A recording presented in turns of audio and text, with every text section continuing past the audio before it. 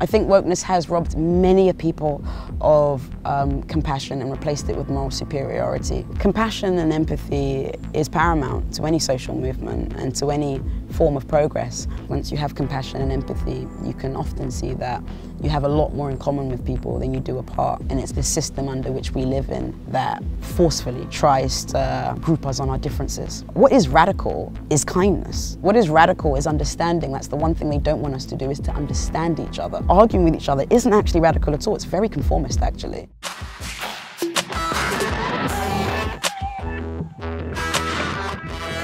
Hello and welcome to TRIGGERnometry. I'm Francis Foster. I'm Konstantin Kishin. And this is the show for you if you want honest conversations with fascinating people. Our guest today is a fashion stylist and writer, Ayishat Akanbi. Welcome to TRIGGERnometry. Thank you for having me. Oh, it is so good to have you here. We've been waiting for this moment for a while. We've been talking about getting you on the show for ages. So glad to have you here. For anyone who doesn't already know who you are, tell us a little bit about who are you, how are you where you are, what has been the journey that brings you sitting here? Well, I'm actually a fashion stylist. And that's how most people have got to know me, through the internet. And maybe around 2013, 14, I started using my voice a little more on the internet. I had a situation in my personal life where someone really close to me died. And that really changed my ideas and my outlook on the world. And I guess I was just sort of searching for answers in really strange places. I mean, I even did the whole kind of religious route, like spent some time in like churches trying to find answers, spent some time like searching through like my family, they're Muslim. And so I spent some time trying to kind of get my head around Islam and things like that. All kinds of things, all sorts of belief systems I traveled through. And then eventually I just kind of felt like, you know, the best thing to do is just be myself. You know, I didn't feel like I needed any sort of belief system to express my views. And so maybe in around 2018, I think this is how maybe you guys know me. I think it was 2018, I'd recognized there was a new sort of belief system that was taking hold, you know, of a lot of my friends and a lot of the people that I was around. And even when I was kind of looking for something to believe in, if you like, I just realized that a lot of those people didn't often have self-awareness. They often weren't rooted in just, I don't know, some of the fundamental principles that I was interested in. And then I recognized this new thing kind of taking over everywhere. And maybe some people call it wokeness. Some people call it identitarian politics. There's lots of different names for it. But I made a video. It was called, or I was interviewed. It was called The Problem with Wokeness. I was just speaking my mind. I didn't know anything that I was saying was potentially controversial. And yeah, here I am. And, and you know what? We might stick a little bit of that at the front so people can see what you're talking about. But one of the things I wanted to talk to you about, because it's fascinating to me, is you and I were having a conversation about you coming on the show, and we've been talking for probably about a year now. Yeah, we have been. And we set up times and didn't quite work. And in the end, I kind of confronted you a little bit. I was like, hey, how have we not managed to make this happen? And you were like, you know what? I've been reluctant to come on. Mm-hmm. Why is that? And my reluctance to come on, it's funny because that's the entire reason why I made the video, or why I think the interview resonated with a lot of people, is there's an idea now, and it's quite a prevalent idea, that if you speak to someone who has the so-called wrong views, then you are wrong by adjacent. And people... Well, that's you, sister. Well, yeah. You are now fucked. Yeah. Exactly. But it's a really silly idea, to say the least, because, you know, if you're not talking to people who think differently, then you're speaking to the choir, you know, and that doesn't make sense, because the world isn't made up of people who think like us. And so I was somewhat reluctant, and then I kept thinking to myself, well, if you don't go on and talk to people, then you're not being a woman of your own principles, you know, and I will speak to anybody that's reasonable, and anybody that's open to conversation, or who can hear something that they disagree with without that meaning that someone is hateful, without sort of deducting that means someone is hateful. Those are the kinds of conversations I want to have. And so when you cornered me about it, I was just like, yeah, you know what, I have to do this, because, you know, there's a lot going on. and we're not talking to each other. And I think that's a huge part of the problem. The thing that I find actually really upsetting is how if you see a person who's an ethnic minority, particularly though if they're black, the moment they come out as not having woke or liberal views, it's almost like they've betrayed their entire race. They use horrendous racist language, smear them, all the rest of it. Why is that? I think people think that if you don't share their views, then you are somehow letting the side down. And you can only think this because they have a very narrow conception of what it means to be black or whatever identity it might be, which in itself is, at least a form of prejudice, if you don't want to call it anything else. And it's harmful. And there are many perspectives and ways to view an issue. And if we are cancelling out all of those voices because they are inconvenient, then we're cheating ourselves out of expanding our awareness. And you said it's prejudice. Don't you think it's a form of racism? The fact that, somebody will look at somebody of a particular colour and go, oh, therefore, you are black, therefore you should be this, you should be that, you should be whatever else, instead of the fact that they're a human being, which being black has nothing to do with their politics or whatever else. Yeah, well, I guess because in this sort of ideology, if you like, you can't just be black. Being black isn't actually just a skin color. And maybe that's what I think a lot of people don't understand. Being black is innately political to these people. And what they mean by that is something I understand is, if you are black, in this conception, because of how other people view you, which may not always be positive, they feel like the response to that has to be innately political, or that you have to be political. That is how that you are showing up for your race, if you like. And so because they don't think it's just a skin color, they think being black means that you have to be political. It's a political statement. And what do you think? I don't think being black is a political statement. No, I think... it's an immutable characteristic. It could have been anything else. I don't think my race defines me in any way or any aspect of my identity, really. That's not the way that I think.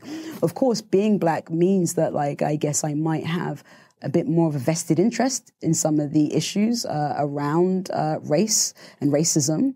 But no, I don't think beyond that it informs much of my interests or worldviews. I was just going to finish this train of thought because, so there's this idea that if you are an ethnic minority, that you have to be sort of liberal, but that doesn't also take into account, like, for instance, my mother is from South America, everybody can drink now, but, and she came to this country as a first-generation immigrant, but like a lot of first-generation immigrants, she's incredibly conservative. She's religious, she's not only conservative fiscally, but socially. It doesn't take into account that actually a lot of first-generation and ethnic minority communities are incredibly socially conservative. So thinking they're going to be woke is just wrong, isn't it? Yeah, no, it doesn't. And I think it's because we have in many ways or sort of downloaded the American discourse around race and we've imported it here. And it's not sort of like a one-size-fits-all T-shirt, but because we kind of use it that way, we're not necessarily... embracing reality, because you are right. My parents are Nigerian. I grew up with my mother, and she is very socially conservative. That's very much, that's very much her worldview. Although she votes on the left, but there's ways to even look at hip hop, if you like, as somewhat conservative in its ideals if you think about the fact that it's very much about competition. It's very much about consumerism, materialism. It's very much, you can even denigrate the poor just completely. You could just be out there and just be like, you're poor, so you're a piece of shit. You can actually say that. I like the fact you said that to me as well. You chose the right target to address here as well. And not to say that that's what conservative people think, but it's a very pull yourself up by your bootstraps philosophy. Yes. That's quite innate in hip hop. And so actually, socially conservative ideas kind of exist in many different aspects of different, black communities. So I don't even know where to go. I mean, you say you're a fashion stylist and a writer, but when I watch and observe what you put out there, I'd say you're a philosopher, if anything. That's kind. That's. I hope you don't think I'm overstating it, but that's definitely my feeling. Our producer is nodding over there, so I'm right. Basically, is what I'm saying. You're wrong about your identity. I'm right. I get to define what you are. That's kind. And you're a philosopher. We'll clip that. Make it go Just right. me telling a black woman I get to tell you. I guess it's one of those things. I think a philosopher is one of those things you can't call yourself. You know, if you have anything like that that's in your being, I think that should be for other people to decide. Right. I just maybe don't get out enough, and I think too much. Yeah, so you do think a lot and very, very well about these issues. So one of the things that I wanted to talk to you about is something my wife and I talk about all the time, which is how much of this victimhood culture that, you know, wokeness very much has embraced and driven forward is about people projecting their own personal shit, their trauma, their difficulties, whatever. And I'm not even talking about like experiences that you have as an adult. I'm talking about when you're 5 years old, you know, and then taking that and projecting that onto the world. And as we know from all the psychological research, if you come into the world with a filter, then you see that reflecting back at you. And this is something you talk about very well. So tell us more about that. Yes, and this is why in what I try to put out in my message, if I can call it that, I very much preach for the need for self-awareness, just as much as we have social awareness. I think because we have we're sort of overexposed socially, but we're not necessarily that engaged with ourselves to know where a lot of our ideas are coming from. And so I do think there is, it's not surprising that, let's say, the mental health discussion rose to the mainstream at the same time as wokeness. You know, I think there's something to look at there. You know, a lot more people are, you know, acknowledging anxiety, depression, and it's not just about, you know, anxiety and depression can also impact the way that you see yourself, the way that you see the world. The reason why they can be troublesome states to be in, apart from feeling terrible, is that it can distort reality. You know, it can very much distort reality. And so there is so much, and also there's a reason as to why the word trauma has almost become a buzzword, some people might say, you know. I'm sure if there was some, like, you know, data on like how much the word trauma comes up on Twitter, I think it would be extremely high. And so when you don't have an outlet to sort of deal with your issues, to process your issues, I think some people can choose an ideology or a belief system, or maybe wanting to change the world, because I guess it's a lot easier to want to change the world than it is to look at yourself, you know, which is why we often talk about accountability. I notice everyone is always talking about, you know, you have to be accountable, you have to be accountable.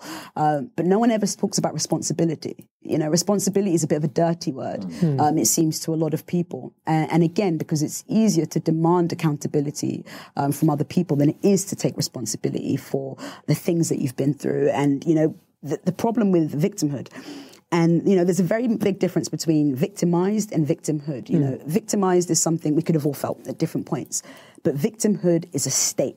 It's a state. It's almost a philosophy within itself. It's a way of perceiving the world, and it comes with its own form of entitlement. And the funny thing is, you know, is the word narcissism gets a lot of flack on the internet, and, you know, a lot of people talk about being victims of narcissistic abuse. But part of narcissism is victimhood. You know, and so I think that a lot of people, because they don't have the means, or they don't have the what would I call it? Because I think to recognize that, you know, a lot of your ideas are driven by a certain acts that you have, you know, against the world, or you know, or gripe that you have, I think that can be quite confronting.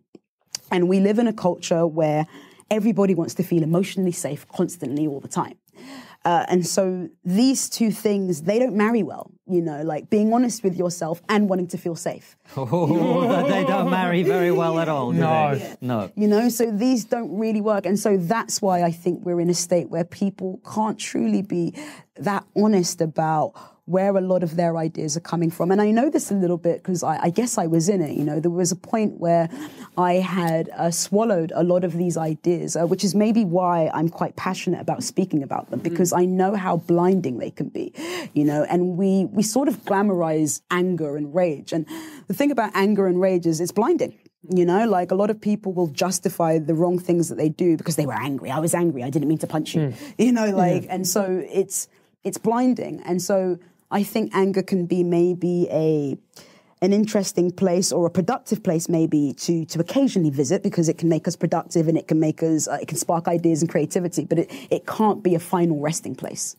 And so I think when you, are swallowing ideas that, you know, it's good to be angry all the time, you know, and like everything is the fault of everyone else, you know, everything that has gone wrong in your life is to do with this person. These are very seductive ideas. And when I was sort of entrenched in some of these beliefs, it was completely a distortion of reality. You know, the fact that I had worked my way and become a stylist, and I guess as far as any sort of standard metric would go, I was fairly successful, maybe you could say. You know, that doesn't mean that all my problems were gone, but, you know, I was doing well, you know. But that didn't matter. It didn't matter that I was doing well because someone else was doing better, you know. And I think this is the way a lot of people have come to, you know, conceive the world. And do you think this identity or this ideology is addictive? Yes, I think it can be addictive, yes, because it's comfortable. It's what you know. I try not to demonize it too much, and that's hard, you know, because it's annoying, you know, it can be very annoying, but I have to remember that, you know, I've been in a similar state. I would say I wasn't so combative when I was there because that's just not my personality. I didn't think all disagreement meant hate. However, it can be addictive because built into the ideology, if you like, of victimhood is innocence. If you're a victim, then you're innocent. If you're a victim, then you're innately virtuous. And so that is, and if you're a victim, then everyone else is the oppressor and everybody else is the aggressor. So it's a state that's quite seductive because it's one where people don't ever truly have to look at themselves. And as we may know, that looking at yourselves is hard. And you mentioned the word being oppressed, and you're someone who takes a lot of care when you use words and when you think about words. And you talk a lot about oppression versus discrimination. Just break that down for us. Yeah, I mean, I've always paid attention to the language that I use. And for one, because, you know, even if I had a platform of just 100 people, that's still 100 people who are listening to me who could potentially be influenced. And if you care about people who you may deem vulnerable or the most vulnerable, I think how you speak to them and what you allow them to believe of themselves and their reality is very important.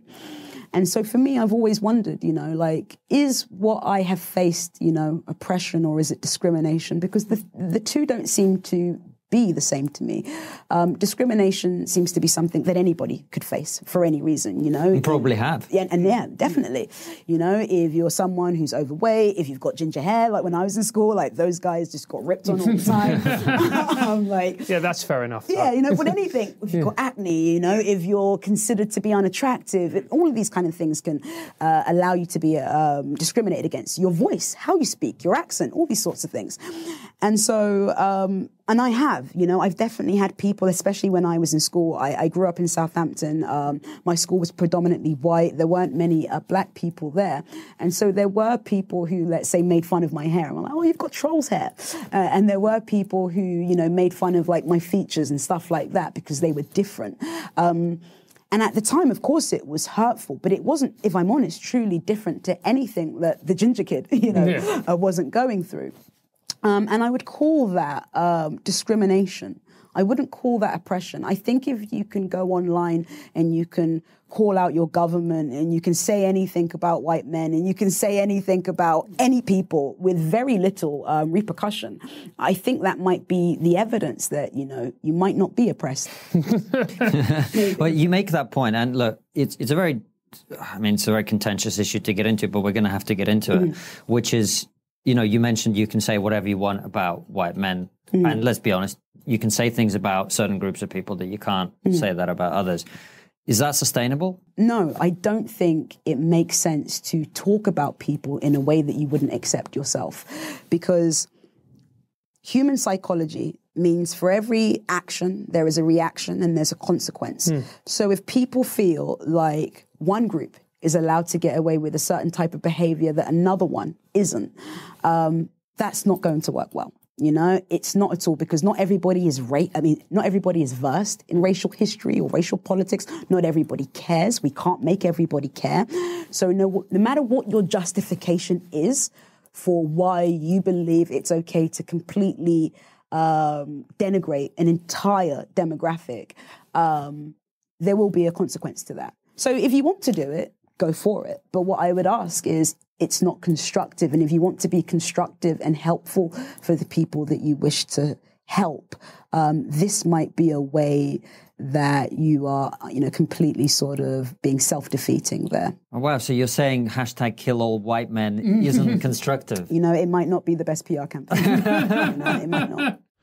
Hello, guys, and welcome to a new setting for the adverts. It is Barrow Del Pum Pum. Now, we've got a new advert this week. It is ExpressVPN. I know, catchy name. And not just that, also very interesting for the lads at the back. Now, gentlemen, it's always going to be the gentleman I address this question to. Have you ever been online searching for things that you don't want other people to know about? We know what we're talking about here, gentlemen, don't we? We're talking about Peterborough United. Maybe you're just ashamed of the fact that you support Peterborough. Whatever it may be, ExpressVPN have a solution for you. Now, there's probably some smart person listening to this going, mate, come on. Why don't you just use incognito mode? That's what they do. That's what everybody does. Ladies are none the wiser. It's all good. Well, here's the thing, gentlemen. Incognito mode isn't really all it's cracked up to be. Let me explain. The thing is, guys, incognito mode does not hide your browsing history. I don't care how many times you've deleted your search history, people can still find out what you've been watching or listening to. Your internet service provider knows what you do. That's right, you're listening to this and you've got a lovely little blush on your cheeks. And that's why, even when I'm at home, I never go online without using ExpressVPN. Right? So it doesn't matter who your internet service provider is. If it's Verizon, Comcast, or any other of the myriad of options, in the US it is absolutely legal for them to sell your search history to advert providers. So everybody in the corporate world will know what a dirty little so-and-so you are. ExpressVPN is an app that reroutes your internet through their servers so that your internet service provider can't see the naughty little sites that you visit. And ExpressVPN also keeps all of your information secure by encrypting 100% of your data with the most powerful encryption tools available, so nobody will notice the naughtiness. All you need to do is visit my exclusive link, expressvpn.com/trigger, and you get an extra 3 months on a 1-year package. That's expressvpn.com/trigger. To find out more, simply go to the website expressvpn.com/trigger, and then you'll be able to hide from everybody the fact that you watch this show.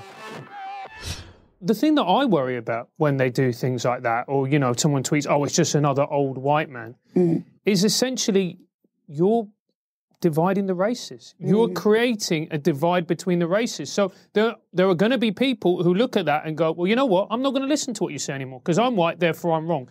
And then you've got a small, very toxic minority who look at that, rub their hands with glee and go, we can create division here. Yeah, exactly. I think people underestimate how much people want to be heard and how much people want to belong.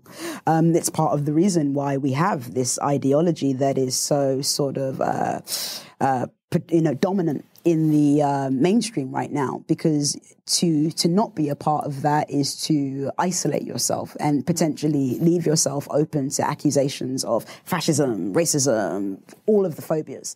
And so when you are telling people that they can't speak because of their skin color, or when you're speaking about someone in a way that you would no way have within yourself, you don't recognize that you also are radicalizing people. You're pushing people over to a certain side, because if people no longer feel, let's say, that they have a voice on the left and people don't want to listen to them on the left, they will go somewhere else. I mean, the argument to that is, well, I guess if they could so easily be swayed, then they were never true leftists. And I don't think people are truly appreciating human psychology there. You know, we want to be heard. But it's also, I mean, you say it's so easy, if they so easily move to the left. It's not easy. It's taken some people 10 years to make the journey from being, oh, I'm super lefty, to, oh, wait, shit, like on this particular issue, I'm just not wanted. I mean, look at J.K. Rowling right now, right? Little Miss Lefty all the time, you know, all the right opinions, you know, all the right causes, supporting all the stuff. There's one issue, and this is what I've been talking about for some time. They will always find a way in which you don't fit. And so that journey, it's not been like, oh, this, you know, it's so easy to get people to move. It takes a hell of a lot of badgering and battering and, you know, offending and whatever to get people to make that transition. And I see that, I think we see that happening right now. A lot of people, you know, with J.K. Rowling is a good example. A lot of people are going to be on her side now. In a way that they might not have been before, because you're forcing them to make a choice between what they know to be true and what they think is the right thing. Am I? No, you're right there. Maybe what I meant is it's so easy, as I meet so many more young people who almost see being on the right as like quite a counterculture thing to do, you know, which is interesting because, you know, like conservatism, you know, sort of symbolizes tradition and, you know, and keeping the order. So it's not necessarily the most rock star thing to do, you know, but a lot of young people are sort of seeing it that way now. And so I think maybe for them it may be easier. In J.K. Rowling's case, yeah, I think people do... people who believe they have the good politics, people who believe they are the good people, they are way too quick to assume nefarious intention to anybody that doesn't share their beliefs. And it's going to be a downfall. It's not constructive.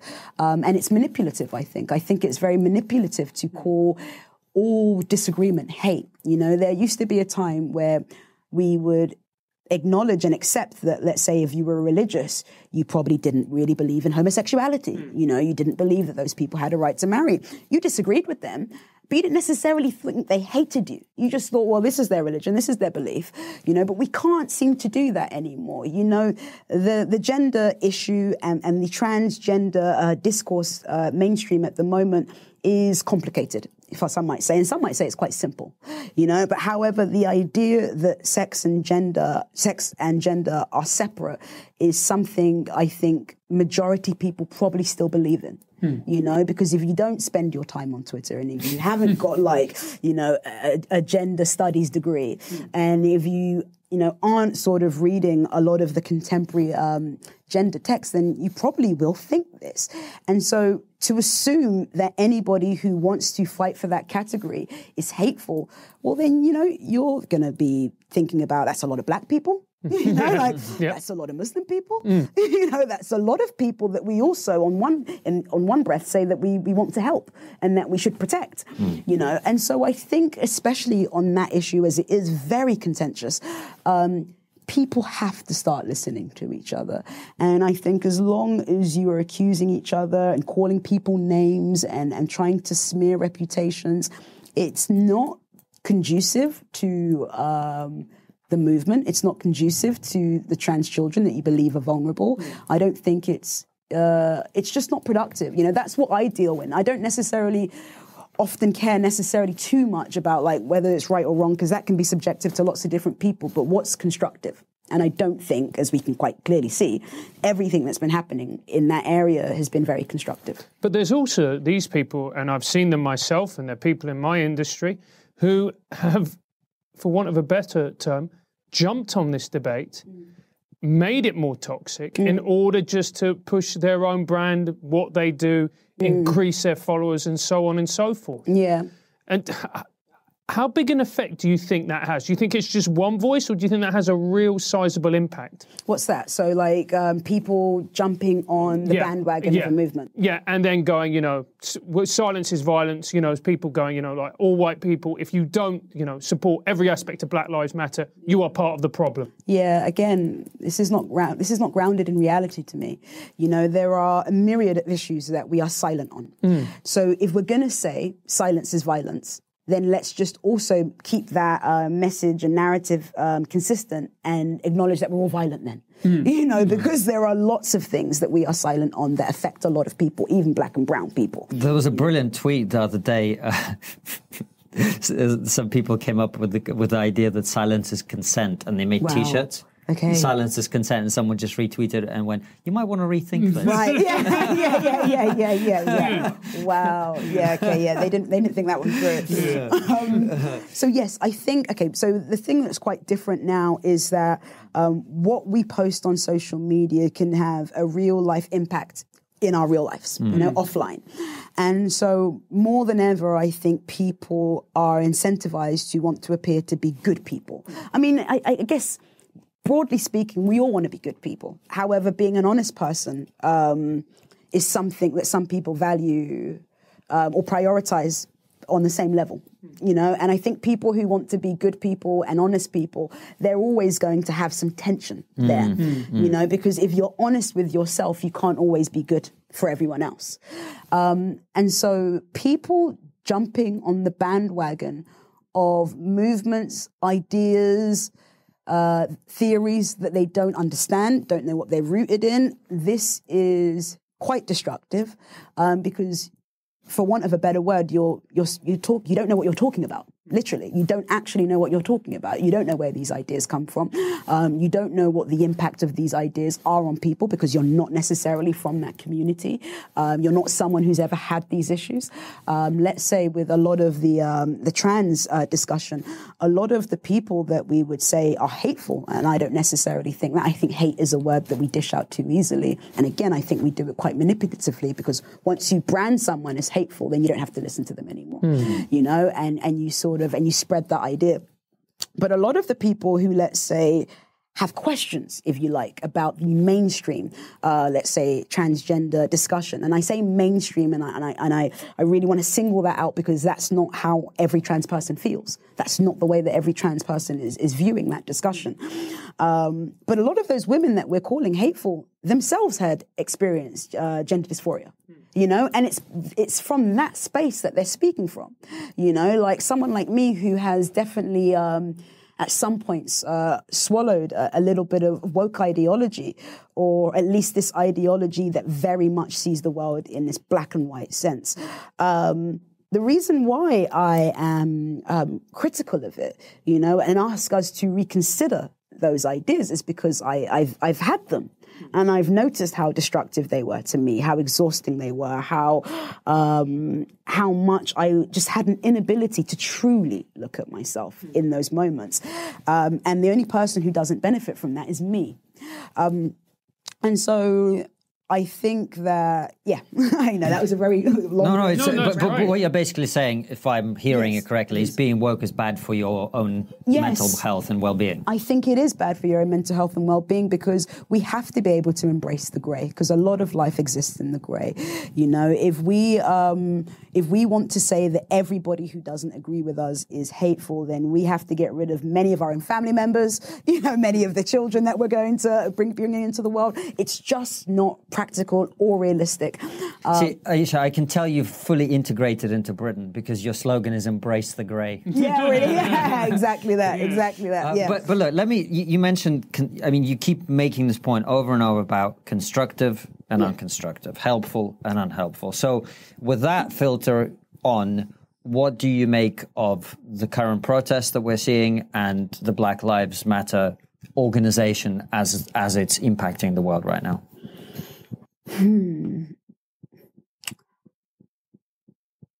I understand why people want to protest. And I think if people want to protest for whatever they believe in, they should always have the right to do that. Do you have the right to pressure people into doing that? I don't think so. If people don't want to do that, does that say something innately about their morality? I do not think so.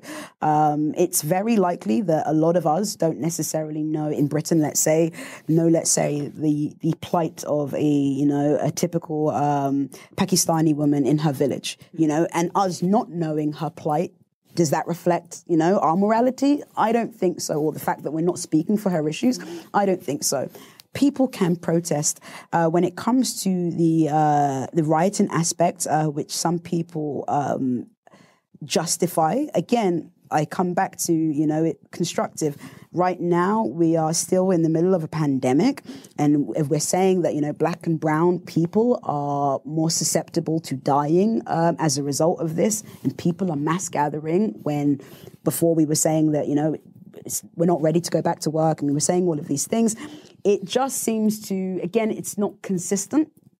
And I think, let's say with the rioting, a lot of people's businesses who are minorities, they've lost their businesses. I don't see how that can be beneficial to them.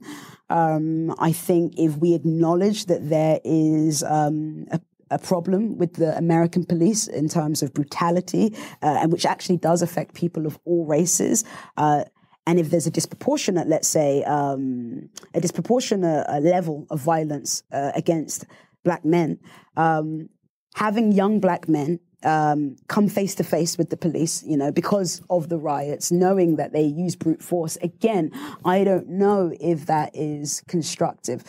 Protest, it's going to happen, especially when we are not necessarily sure of all of the facts, and when we are more grounded in, let's say, narrative than concrete reality. And even when we are, grounded in reality, people want to protest, that's just going to happen. But I think the way to do it, there is a way to do it. And I think there's a way to do it that can also be undermining of your overall goals. And why do you think it is with the Black Lives Matter movement, people, we all agree that, of course, Black Lives Matter, of course they do.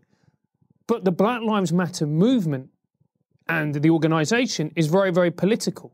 Now, as someone who comes from a country where I've seen socialism rise and fail in the most awful way possible, I read some of what they say and I'm not down with it. Really? You don't want to abolish the police, mate? Why is it that the moment I say that, I'm going to go to say to Anton, fucking cut that bit immediately. but why is that? That you can support Black Lives Matter, but the actual political organisation, if you criticise it, you feel like you're done. Because people have made Black Lives Matter synonymous with being black or black people, and people have almost framed it as if you want to not be a racist, then you can only do it through this filter. You can only do it through, let's say, the theory of anti-racism or through Black Lives Matter. That's not true. A lot of us can not be racist, I'm sure you guys have managed to get here today, without necessarily perpetuating any racism, and a lot of us can do this without necessarily having to embrace an organization that might be counter to a lot of the things that we value. And that's not necessarily, again, we can't use racism like a paracetamol and put it on everything. We can't do that. It doesn't work, and so it's just not the case, even if we want it to be, that everybody who doesn't agree with a certain way of doing things is doing it because they think that you're an inferior race. But yeah, I think because, Black Lives Matter is huge, it's global, I think we just genuinely think that this is the only way that you can support Black lives. This is the only way that you can not be racist. Again, I think it comes back to the fact that this ideology or this worldview, if you want to call it that, is very black and white. Excuse the pun, but yeah, I think that's why. Do you support Black Lives Matter? Well, not necessarily in any sort of meaningful sense, as in I'm not tweeting about it. I'm not, let's say, hashtagging it on my Instagram. I didn't post a black box, although I guess a black box wasn't about Black Lives Matter. I think we learned. I support black people, and I support people being honest, and I support people being grounded in rationality and facts. I don't support people putting fear into people's lives who are already vulnerable for whatever means. I support black people, and there's many ways that I can do that. I support all people, actually, but I can support people through means that are not that doesn't work for me. See, so let's take what you've just said, which I think is an eminently sensible, reasonable, sane, balanced statement. If you were to, I mean, you might get in trouble just for saying it here, you might, but if we all know that if I were to, or Francis was to go on the radio tomorrow, on the TV tomorrow, and make that exact statement, I support all people, actually. Yeah. Like, you can, look at him sweating right now. Yeah, well, it doesn't help the voice, mate. Yeah. I support all people, actually, mate. Just to let you know. You know, and you say, well, I don't necessarily, like, you're quite careful about exactly what you think, and which I think is how all human beings ought to be, right? You don't just, bend the knee and go for whatever it is that's being shoved down your throat. You think, well, let's look at the website. Let's look at what the statements are. They want to demolish the nuclear family. Maybe that's not for me. They want to get rid of the police. Maybe that's not for me. They want to abolish capitalism. Maybe that's not, like, you take all these things and you go, well, on balance, I don't support this organization, but I support black people. And actually, I want all people to, why is it that for one of us to say that, it's over, if you like? Because, we don't know. I might get in trouble for that, so I guess we'll wait and see. But my real question is, why should any of us get in trouble for that? Because, again, we have a very simplistic understanding of human beings, and this is something that worldview very much encourages. And so we do this thing called mind reading. And so what we hear, you might say, well, I support black people. However, I don't support the aims that are listed in the Black Lives Matter sort of, whatever. Manifesto, whatever, yeah. I don't support their manifesto. What they hear is, I don't want black people to live. We're hearing different things, I think. People don't necessarily listen to language because we think that we understand who people are. You must be that person if you don't believe this. Again, it's just a very simplistic view of human beings because they have a very simplistic understanding of themselves. If you had a complicated understanding of yourself, and if you knew the grey that exists within you, and if you knew that you had the ability to, let's say, understand an idea without necessarily, and maybe even, so if you knew you had the ability to understand an idea, but that doesn't mean that you condone an idea. If they knew that, then they wouldn't necessarily think that nobody else had the capacity to do such a thing. Right, so you're saying really it's the simplicity of their thinking that makes them think that other people think in such a simple way. It's a projection. It's a projection. I hadn't thought about it like that. Because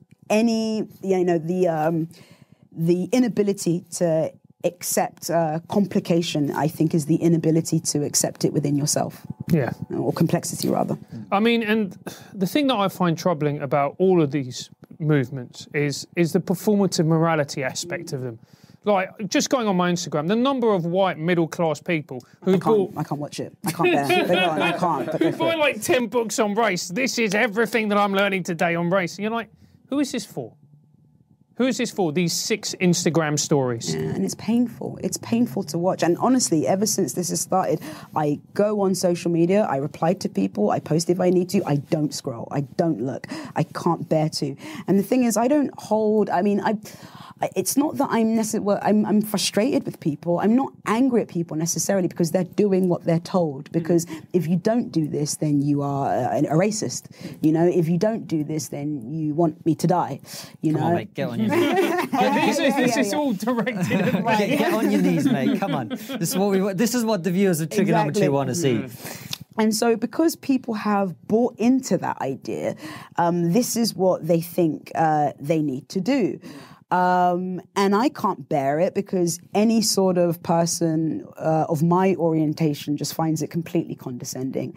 And, you know, but it's also sad for those individuals because you can't actually win. You can buy the books, you can do all of this, but as soon as you put one foot out of line, you know, they're going to attack you and they'll do it mercilessly, you know, because it's not about revolution or restructure or anything like that. It's often just about revenge, you know, and so you can read all the books that you like, you know, it's not going to change, you know, your immutable characteristics as far as people who are committed to seeing the world in a certain way are concerned. So that's why it saddens me as well, because I get it, you know, I'm sure it's well intended. And I'm sure part of it is, you know, let's say, reputation control, you know, damage limitation. But I'm sure, you know, it's coming from a place where, you know, this is what I've been told to do, so this is what I should do. But again, the problem with the statement, listen to all black people, or listen to black people, is the suggestion that all black people think the same. Because what happens if you listen to, let's say, you read one book, and this book says something else. Then where are you? What do you do now? This book says something completely different about how to counter racism or how to be as a white person in this fight against racism. There is no general consensus, you know, when it comes to a lot of these ideas. There isn't. I disagree with a lot of my black friends. I disagree with a lot of my white friends. And that's the way it should be, you know. The goal, I hope, is that we can disagree respectfully and that we can maybe ask each other, why do you feel that way? You know, rather than saying, like, you feel this way because of this. I mean, it doesn't take much to ask, why do you feel that way? You know, why do you have this stance? Or, you know, what brought you to this stance? You know, that's not hard to do. It's interesting to me, talk about this idea of listening to black people. I don't hear many people like you on my television. I'm not that I watch much television, but you know, you see the clips that do the rounds on social media. You see how these come. You know, I've been on TV a number of times talking about some of these issues a little bit. With on the other side of me, there's people who they don't sound like you. Yeah, they don't say what you say. Yeah, they have a very different view, and that view seems to be the only view that a black person gets to have on TV. You know, you either, you know, let's be honest, a race baiter, or you're not there. Every now and again, you get somebody coming on. But broadly speaking, that is. So when we talk about listening to black people, why aren't they listening to you? Well, because... Why do they have to go on YouTube and watch you here instead of seeing you on their TV screens? Because you've got a very interesting... Mate, shut up. We need the views. Well... they call people with my view tokens, or they say that it's a privileged view to have, or they say that, you know, this view doesn't represent X, Y, Z, you know, that she doesn't speak for us. You know, I don't actually speak for you. I speak for myself, but, you know, I'm sure there are a lot of people who also have a similar idea, and there's going to be, of course, like subtle differences and things, but... yeah, it's because it's politically incorrect to have a person like me on the show because, I don't know, I mean, for one, there is there is a war on reason, you know, and there is a war on what I would call common sense. You know, everything I'm saying I don't think is necessarily profound. I am saying that you have to treat people how you wish to be treated. You know, 101, we teach toddlers this. But...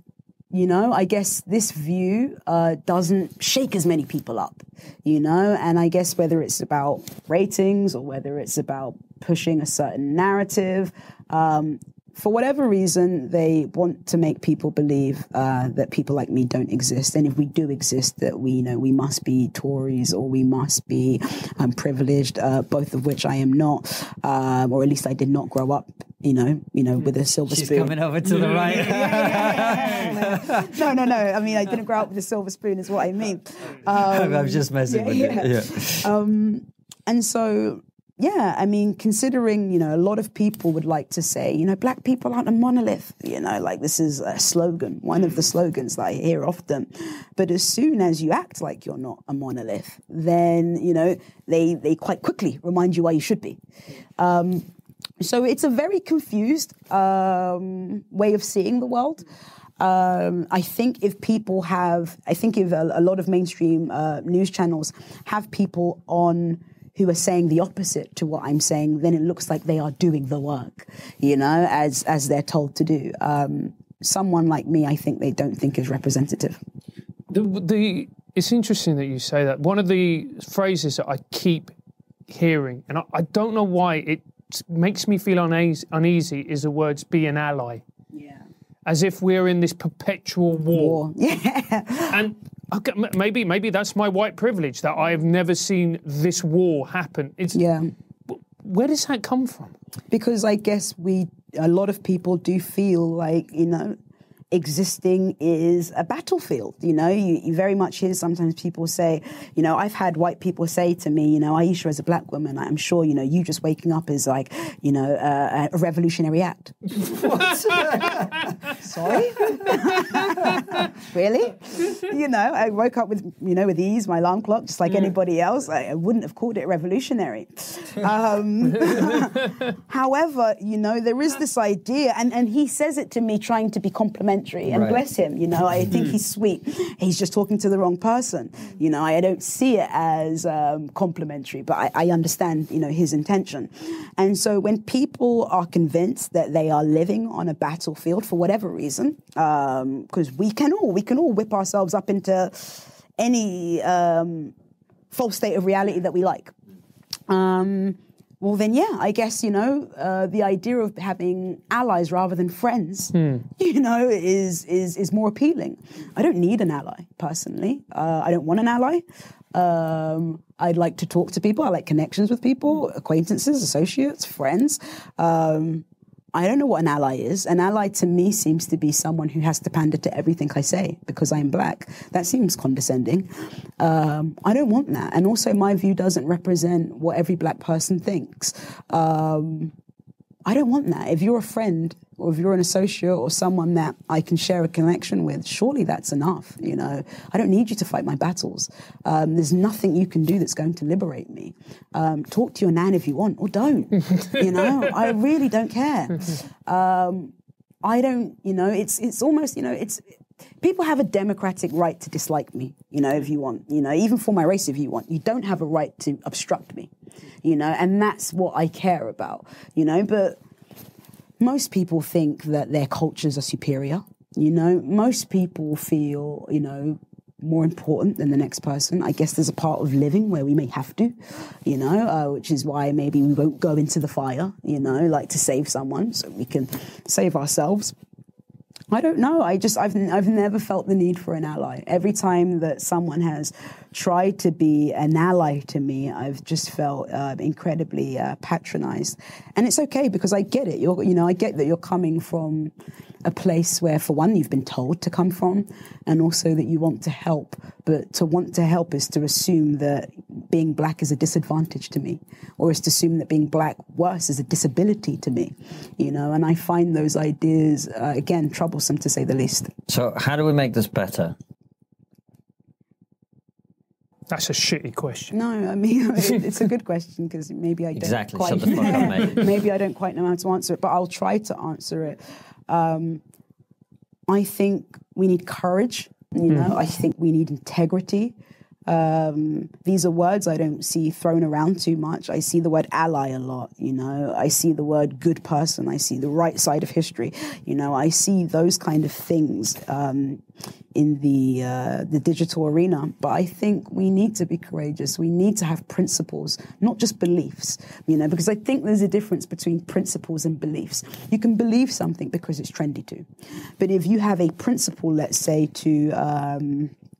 a principle of fairness, let's say. If you have a principle of fairness, that sort of determines how you speak to people. That determines what you won't do, even though it's popular to.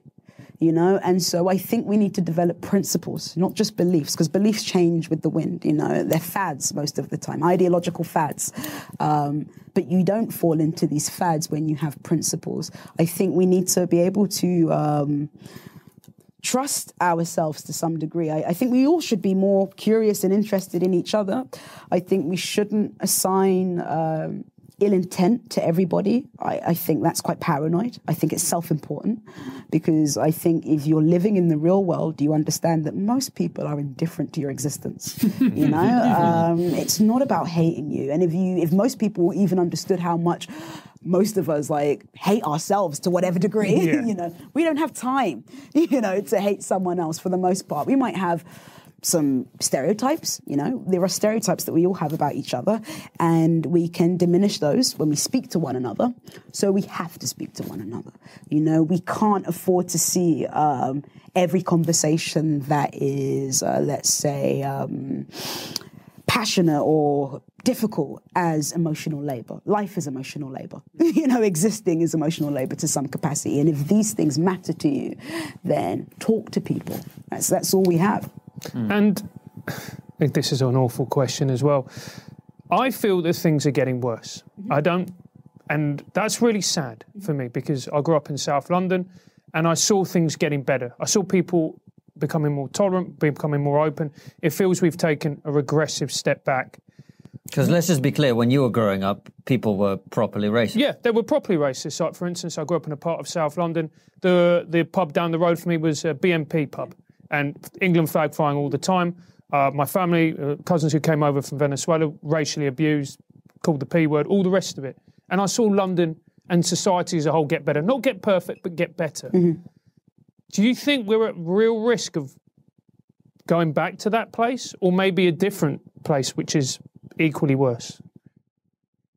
I relate to you when you say that things are getting worse, and I think if we spend enough time online, it can be very despairing and very demoralizing and isolating. And that's one of the reasons as to why I think this movement deserves a lot of critical analysis and interrogation, because if they believe that they are speaking for the minorities, I don't believe that they are. I think they're speaking for an ideology, you know, because when a black, brown person, gay person, trans person doesn't subscribe to these ideas, then, you know, you call them fascists, you know. So this is a movement that is made a lot of people feel extremely alienated. And I think there are consequences to that alienation. And so maybe it's one of these cases where it has to get worse before it gets better. I don't know if it's sustainable to build a worldview on things that aren't necessarily true, or at least not grounded in facts. But then, you know, when I meet someone who isn't on Twitter, you know, I do sometimes, you know, see that glimmer of hope. Yeah. Because the problem is that it's very influential. You know, like I have black and mixed friends from Southampton who, again, they know nothing about race, nothing at all.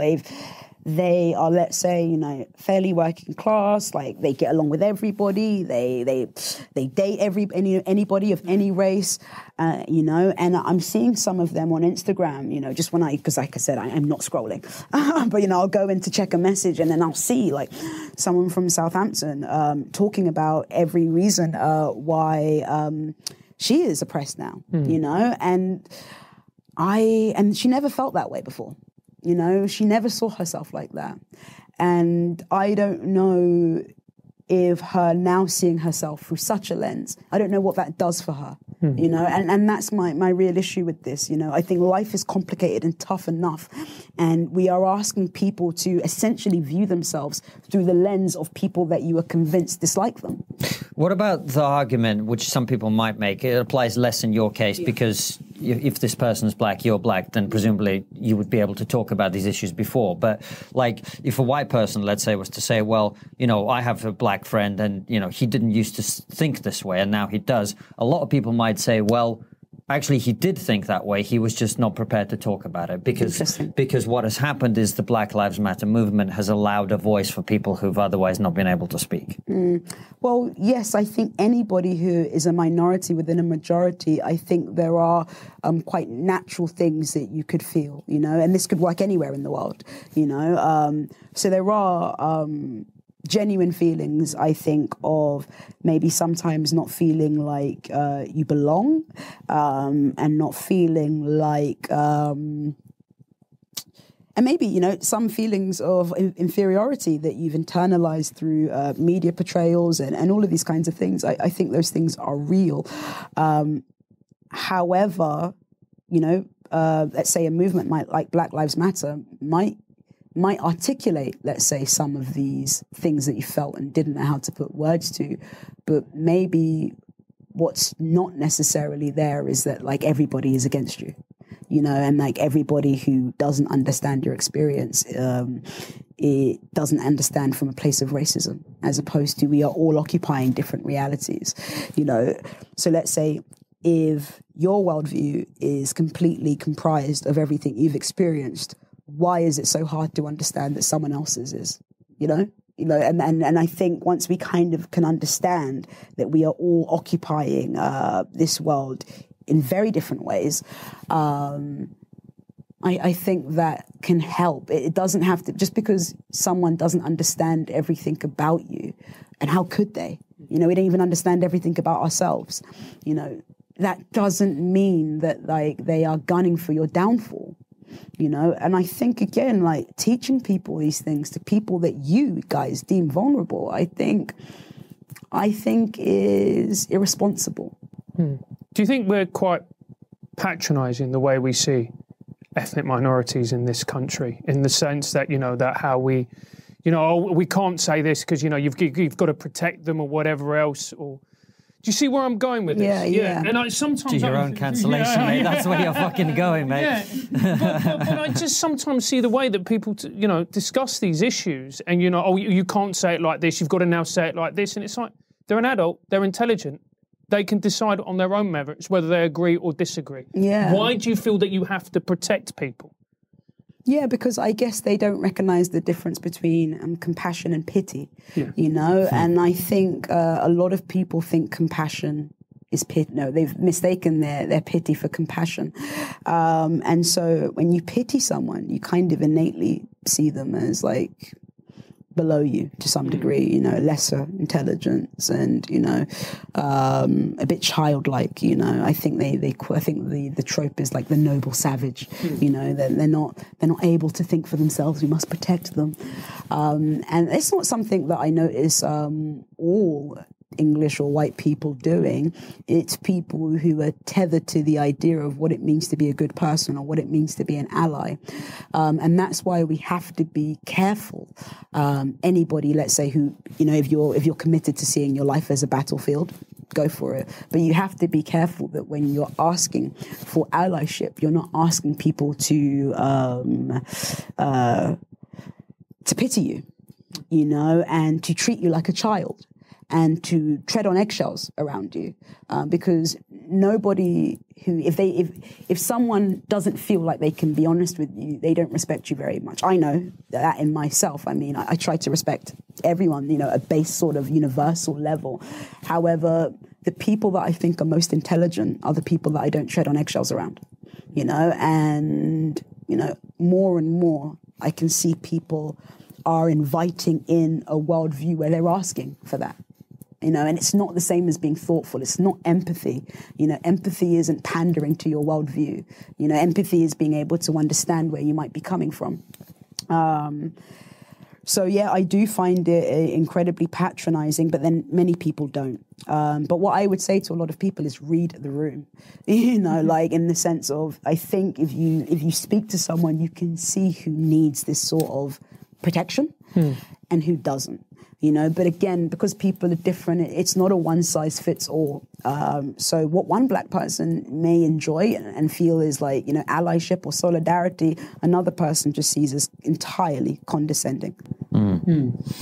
Ayishat, I mean, we could talk for hours, and you talk about the need for courage and clarity on this stuff. I want to acknowledge you for being courageous and coming on the show. Thank you. And being very clear about a lot of the stuff. And life is complicated, man. Yeah, life is complicated, and we shouldn't undermine that to promote a narrative, because if we're doing that, I just think we're harming the people that we claim to want to help. We need them to be able to embrace the grey, and because we need them to be able to embrace that within themselves, or at least acknowledge it's there. Embrace the grey. Well, we've got one final question for you. And it's a question we always finish with, which is, what is the one thing we're not talking about as a society that we really should be? Maybe we're not talking about how easy it is to become the thing that we dislike, and how sometimes the thing that we strongly dislike in other people is an unchecked part of ourselves. So maybe we should be talking about our own capacity for destruction. That seems very apt at the moment. Yeah, it does. What's the Nietzsche quote? When you're fighting monsters? Those who fight monsters should see to it that they do not become monsters themselves. Yeah. For when you stare into the abyss also stares into you. All right, mate, no need to fucking show off. There we go. Ayishat, where can people follow you? My Twitter or my Instagram, that's my name, Ayishat_Akanbi. That's AYISHAT_Akanbi, AKANBI. And you're working on a book? Yes, I am. So, yeah. Well, we'll get you back on to talk about it when you've got it out. Yeah. Thank you very much for watching and listening. We'll see you very, very soon with another interview or a live stream. Absolutely, if we don't get cancelled and thrown into the river. See you soon, guys. Thanks for watching, guys. As always, subscribe to the YouTube channel, click the bell button next to the subscribe button so you get notified when a video comes out, and follow us on all the social media @TriggerPod. And also leave us a nice review on iTunes and spread the word.